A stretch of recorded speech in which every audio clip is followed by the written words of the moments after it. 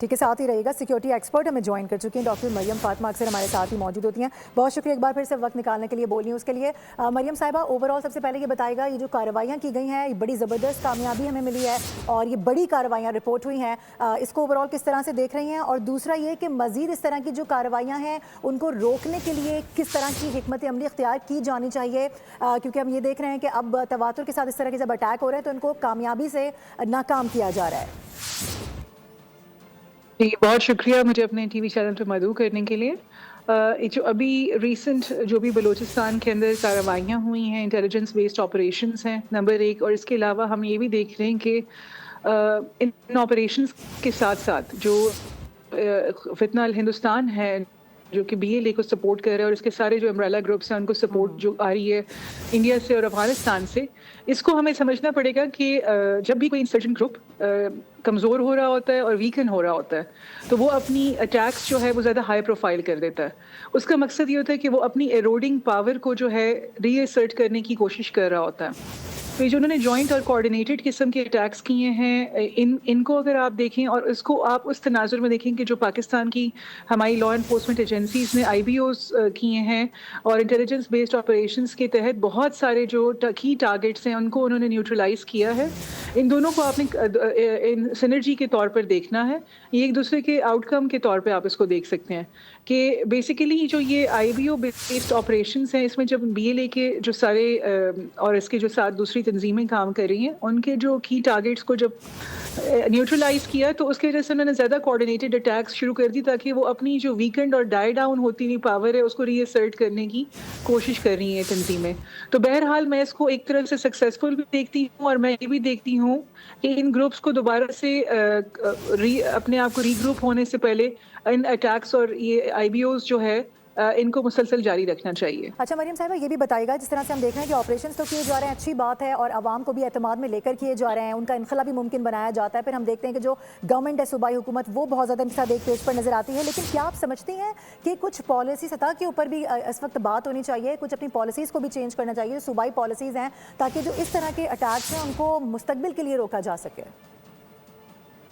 دیکھیے، میں بلوچستان کی گورنمنٹ کافی حد تک جو ہے وہ لا انفورسمنٹ ایجنسیز کے ساتھ وہ ایک پیج پہ ہے، لیکن آف کورس چونکہ آن گراؤنڈ ریالٹیز بلوچستان کی بہت مختلف ہیں، تو میرا خیال ہے کہ جب بھی ہم کوئی بھی کاؤنٹر انسرجنسی آپریشن کرتے ہیں تو اس کا ایک ہوتا ہے کائنیٹک اینڈ ملٹری کمپوننٹ، اور دوسرا ہوتا ہے naan kinetic and political component.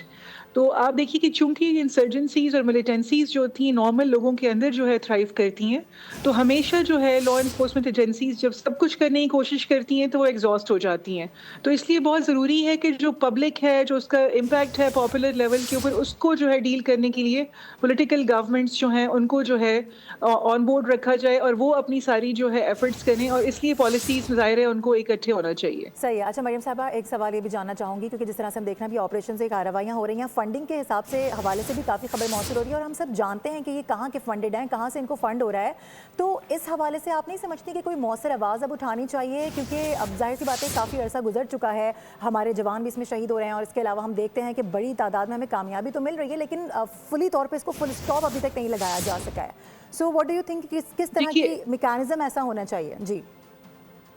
دیکھیے، یہ میں ایک بات سمجھتی ہوں کہ پاکستان کو ایک ونڈو آف اپرچونٹی ملی ہوئی ہے آج کل سیاسی اور سفارتی طور کے اوپر، اور انٹرنیشنل کمیونٹی کے اندر بھی پاکستان اسپاٹ لائٹ میں ہے۔ اب ہمارے پاس جو ہے کسی بھی قسم کی شواہد کی کمی نہیں ہے، پاکستان کے پاس بتیرے شواہد موجود ہیں جو کہ انڈیکیٹ کرتے ہیں کہ انڈیا کی پولیٹیکل ایلیٹ، ان کی جو سیکیورٹی ایڈوائزرز ہیں، ان کی سٹیٹمنٹس ہیں، اور ان کے ہمارے پاس کلبھوشن یادو کی پریزنس ہے، ان کے مسلسل نیٹ ورکس موجود ہیں جو کہ ایران کے اندر سے بھی آپریٹ کرتے رہے ہیں اور افغانستان کے اندر سے بھی آپریٹ کر رہے ہیں پاکستان کے اندر۔ یہ سب کی سب ایویڈنسز کی صورت میں میرا خیال ہے پاکستان کو جو ہے انٹرنیشنل ٹریبیونلز کی قیام کے لیے آواز اٹھانی چاہیے، ان کے سامنے شواہد رکھنے چاہیے، اور دنیا کو بتانا چاہیے کہ ہمارے اندرونی معاملات میں ہمارے پڑوسی ممالک کی طرف سے مسلسل مداخلت ہے، اور پاکستان کی سوورنٹی کو مسلسل چیلنج کیا جا رہا ہے، اور پاکستان کو لابنگ ایفرٹس کرنی چاہیے دنیا کے سامنے، مسلسل ہمارے سفارتکاروں کو ڈوزیئرز دینے چاہیے، ہمارے پروفیسرز کو انٹرنیشنل فورم سے بار بار یہ اچھا، بات اٹھانی فورمز کون چاہیے کون سے ہو کہ سکتے ہیں؟ یہ پاکستان جو کو ہو hostile neighborhood کا سامنا ہے. جی ڈوزیئرس وغیرہ اس طرح کی چیزیں تو پہلے بھی ہم نے دیکھا کہ ماضی میں بھی ہوتی رہی ہیں. خاص طور پہ اگر ہم بات کریں جو مئی کی جنگ ہے اس کے بعد ہم نے دیکھا کہ بہت سارے ہمارے وفود گئے ہیں ڈوزیئرز لے کے مختلف ممالک میں, مختلف سربراہان سے گفتگو کی گئی ہے. لیکن کون کون سے ایسے پلیٹ فارم ہیں جہاں پر پاکستان کو سنا جا سکتا ہے؟ یہ بڑا امپورٹنٹ ہے کیونکہ انڈیا کی تو سنی جاتی ہے, لیکن جب پاکستان ظاہر معاملات چینج ہو چکے ہیں, لیکن اس کے باوجود بھی ہم دیکھتے ہیں کہ انڈیا پہ کسی قسم کی سینکشنز نہیں ہیں, ان کو کسی قسم کا اس طرح کی ناکامی کا سامنا نہیں ہے. دیکھیے میری بات سنیے, یہ ہمیشہ سے جو سیاسی اور سفارتی میدان ہوتا ہے اس کے اوپر نان سٹاپ آپ نے مسلسل کنٹینیوٹی کے ساتھ اپنی ایفرٹس جاری رکھنی ہوتی ہیں. ہمیشہ اپنے رائیولز کو اور جو ہمارے ہوسٹائل نیبرز ہیں ان کو ہمیں آئسولیٹ کرنا پڑے گا, ایکیڈیمکس میں, اپنے ڈپلومیسی کے کانٹیکسٹ میں, اکنامکس میں, اور ملیٹریلی, اور انٹرنیشنل پولیٹیکل ایرینا میں. سو بیسیکلی آپ دیکھیے ہمیں ایک ہیجمونک ہوسٹائل نیبر کا سامنا ہے جو کہ آس پاس دوسرے کنٹریز کو بھی اپنے کالونائز کر رہا ہے اور ان کو استعمال کر رہا ہے اپنے